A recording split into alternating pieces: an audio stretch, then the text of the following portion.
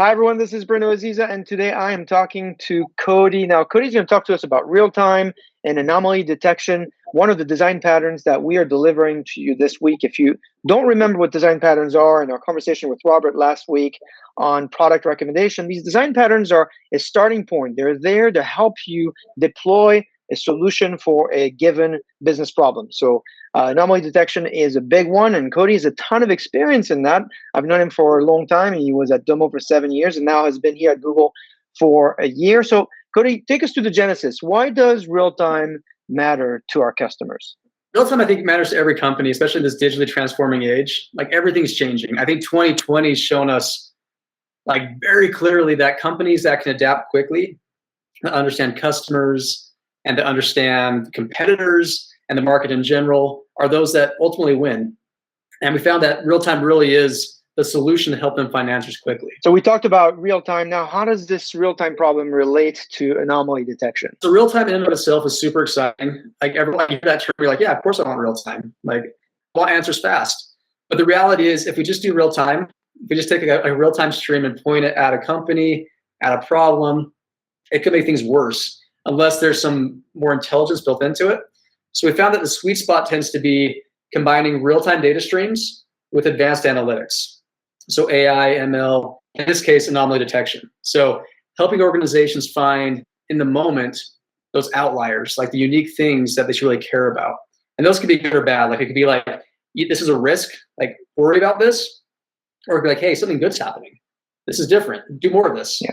So we found it to be like really sweet spot with real time. That's why detection is critical. We have to tell people that these design patterns originate from customers and partners that tell us about their need, and we go out, use the best practices we have, and build this guidance, sample code, architecture guidance, so you can use those best practices at your company. So, where did this story on anomaly detection start on your end? So we had a large telco provider approach us and say, hey, I have this problem. And originally it was actually more of a processing problem. They're like, we have a lot of data. We have this massive network. We want to know what's like different in our traffic, but we can't even process the data. So we started there, and the awesome thing is with tools like Dataflow, BigQuery, we were able to meet our scaling needs. So the requirements were 250,000 events per second that had to be processed. They kind of kicked off this journey. Like we took that pattern, we solved the problem, and we've been kind of like wrapping it up in a pattern and saying, okay, does anyone else have this need for anomaly detection?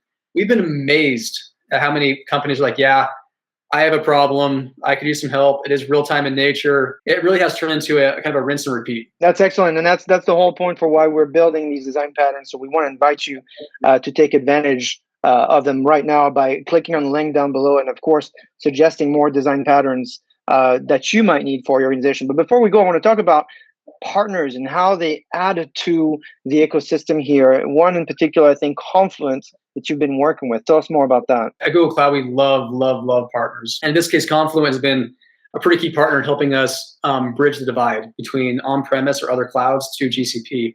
So like a lot of times people are like, yeah, I have this problem. I would love for Google to help me solve it, but the process for doing that integration sometimes isn't super clear. A lot of companies have invested in Kafka. Confluent is basically a managed version of Kafka. And so they made it very, very easy for us to create that integration and capitalize on this functionality. I will say as well, when it comes to the actual anomaly detection, we found that a number of other companies have a lot of great proprietary models that can be plugged into this. So our architecture is actually somewhat transferable.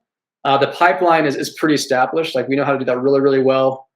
We know how to integrate models, kind of more generic models, but we have partners that really can augment that and bring specialty into the actual need. So for some organizations, the patterns are like the exact solution. For others, the architectural solution and a pattern and a model fits really well into that architecture. So there's value for customers, there's value for prospects listening to us, there's value for partners, there's value for everyone. Again, if you are interested in this design pattern, make sure you click on the link down below. If you are interested in others that we might not have built yet, don't be shy and suggest which ones you'd like us to build for you. Cody, thank you so much for the time today. I hope people can reach out to you. We'll talk to you soon. Thanks, Bruno.